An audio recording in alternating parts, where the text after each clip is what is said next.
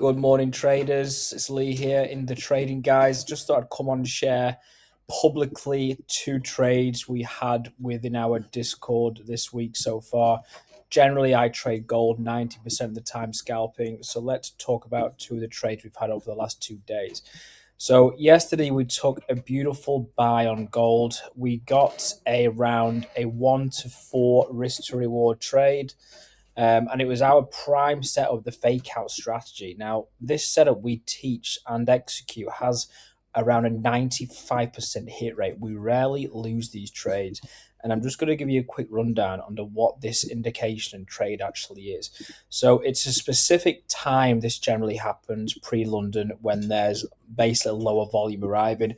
We do go into depth about these times with the team.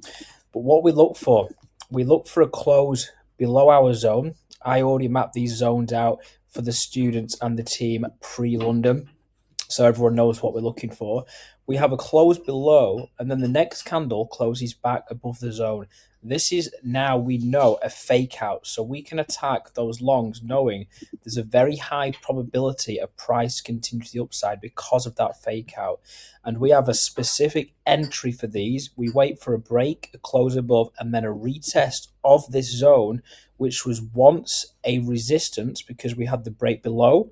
So it's now resistance, but then we break back above it, so it's now switched to support. Obviously, this is a lot more beneficial when going with the trend. So gold is obviously bullish. So this is a prime time of when we increase those lot sizes and add that risk. And obviously, we can clearly see we had zero drawdown for this. Stop loss was below the lows. It can be really tight, 13 pips for this. And our TP was literally at the left highs here at around 68 pips. And she did actually continue to make other highs, but we lock up that money there. So that was the trade yesterday. Today, volume arrived much later. So we were waiting on the charts for around 2 to 3 hours from London Open, and it came actually around 8:30 a.m. But that's the thing with trading. You know, if setups don't appear, we don't just force trades. We've got to wait for things to materialize and actually wait for our setup to come. Eventually it did. We executed and we got a beautiful, about a 1 to 1.9 risk reward. It was zero drawdown and it went straight to TP. But let's firstly discuss the analysis I sent to the team. So if we go to the 1 hourly here, we can clearly see there's an area of supply and demand here, which means when price goes into it, it reacts very quickly. We can all see that it doesn't matter what level of trading you're at, you can just draw these zones and you can see where price reacts very quickly. It just wicks into it and then wicks down. This means a lot of orders get placed and are a set here of, big institutional orders, large amounts of money. So we can look for shorts in this position, or if we broke above it, we can look for longs. So I watch price go into this area, and then we don't just take a sell because we're in that area. We do have to wait for specific confirmations. And I went down to the 15-minute, and I saw we went into this zone here, and we rejected, okay? So we had this engulfing candle here. And a lot of traders and amateurs will go, oh, shit, I've missed it. We're going to enter now. And then they get that retracement, and it just wicks over that high to stop you out and then goes to the downside. So I was just patient and waited.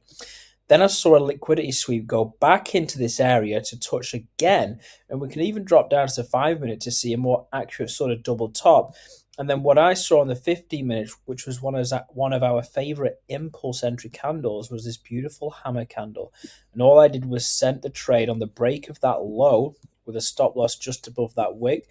And we caught a beautiful, like I said, around a 1 to 1.8 trade. Our TP was at this level here, the exact same level where we took these buys. All you need to do is keep these levels, because these levels repeat themselves and reject at the same area. So just because that was a trade yesterday does not mean this level is not going to get respected again. We can see we broke below it, so it was used as a resistance, but then we broke back above it. And that's why this was set as my TP, because most likely I was thinking we could reject this level again to go to the upside, but she did actually break back below. And as you can see here, this is our favorite strategy once again. A close below, and then the next candle close back above. All we do is then wait for the retest of this zone, and then I'm guessing price is most likely now going to continue to the upside to retest this level of supply and demand. So if it was in my trading session now, that would be a beautiful trade that I would take.